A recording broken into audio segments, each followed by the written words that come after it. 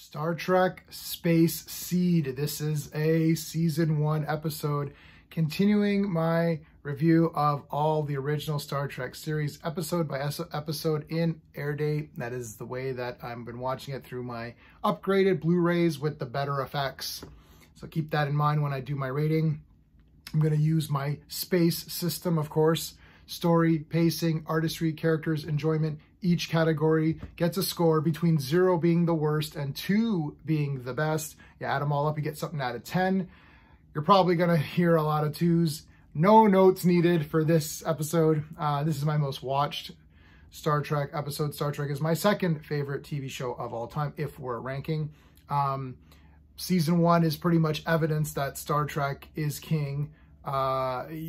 Almost every episode has been stellar. There's been a lot of 9s and a lot of 10s when you actually go through this. And I'm trying to be a bit more critical on these because I just love Star Trek. So even if I gave an episode like a 5 or 6, I'm like, it's Star Trek. Like, I'm still going to watch it. So this one, though, 100% easy review. It's not going to be long. The storyline is 2 out of 2, of course. Friggin' Khan Noonien Singh is the damn best. The Enterprise crew finds these people in hibernation. They wake them up. They're Supermen. They've been genetically, modified or whatever. They've been bred to be the best. However, superior, what is it that Spock says? Superior abilities produce superior ambition, something like that. I'm a Trekkie, Trekker, whatever. I have not memorized all the dialogue or know every character's rank and name and all that.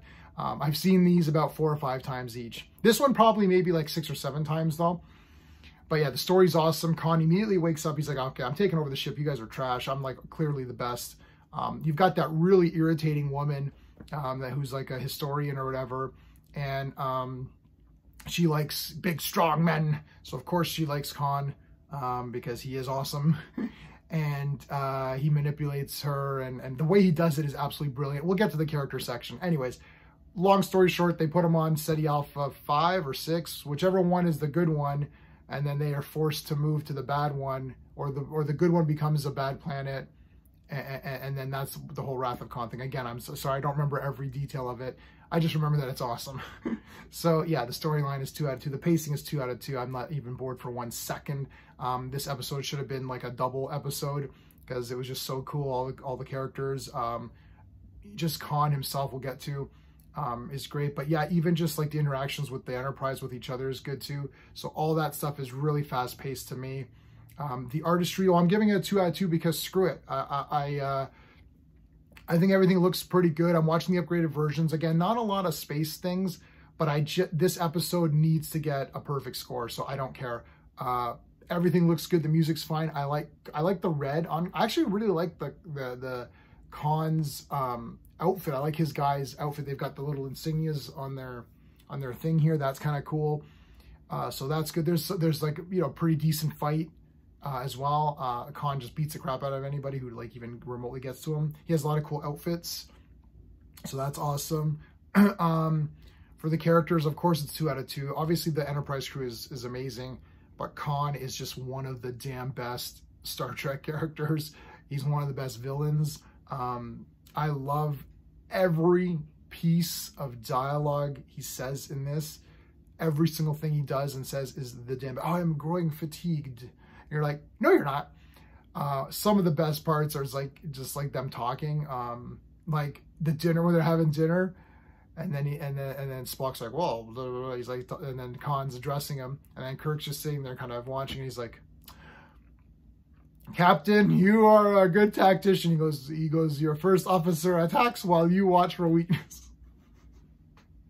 That's awesome. And then he gets ahead of himself, and he gets a little bit pissed off, and then he's like, excellent, Captain. It's like you got me on that one. Oh man, it's just too good.